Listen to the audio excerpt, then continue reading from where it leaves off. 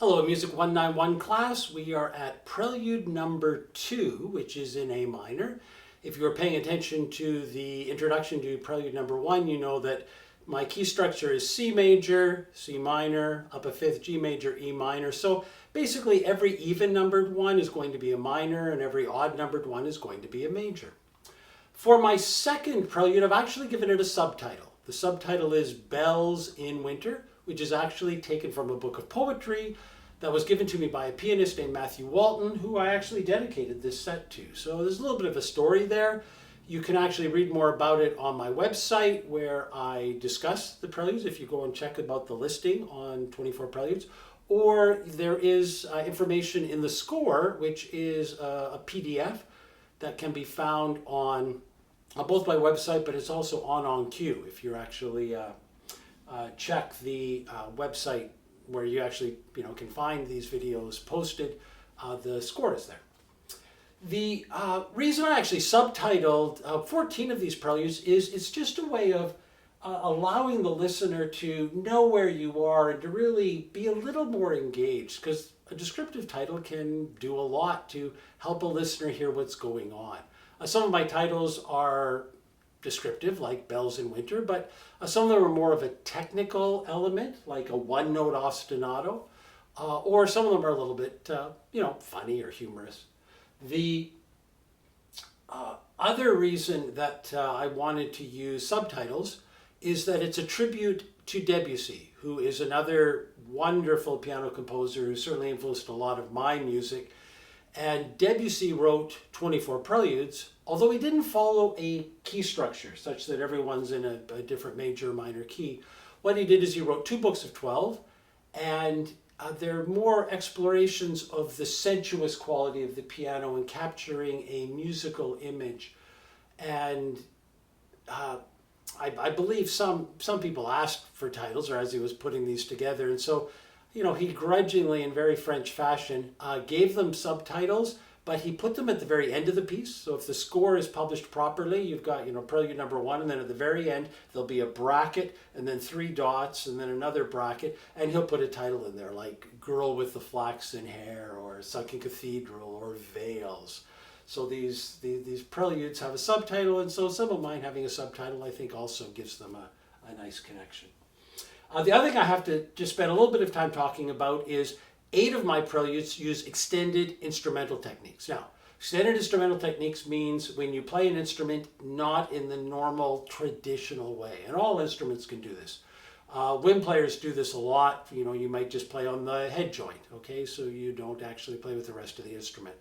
Or you growl or sing through the instrument.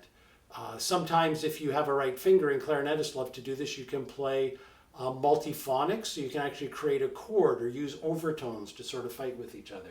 So those would be the kind of examples of extended instrumental techniques. With flute, especially if it's amplified, you can do key slaps, where you just slap the notes and you actually hear a little bit of the pitch, and that can be a really good percussive effect.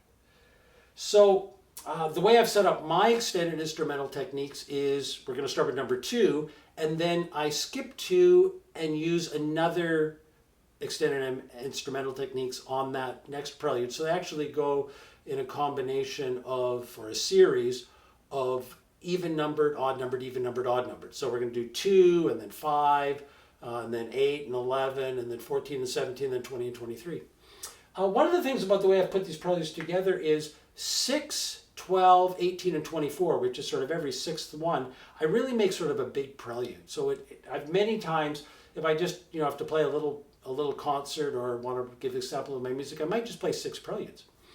And what happens is it means that you play, the second prelude is extended instrumental techniques, the 5th prelude is extended instrumental techniques, and then you've got a really nice ending. And in fact, the whole set, because 23 is extended instrumental techniques, if you play 1 to 12, not uncommon. In fact, I've played these where I play 1 to 12 before an intermission, and then I have an intermission and play 13 to 24. And so again, you get that second one in, second one out is extended instrumental techniques. Bells in Winter, I'm going to make the piano sound like a bell.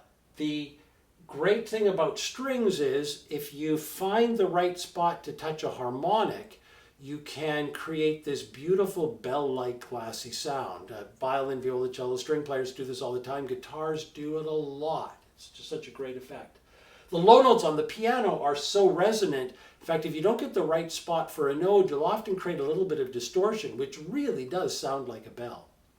Bells in winter, what I'm going to do is I'm going to play 3 low A's with a node on the piano.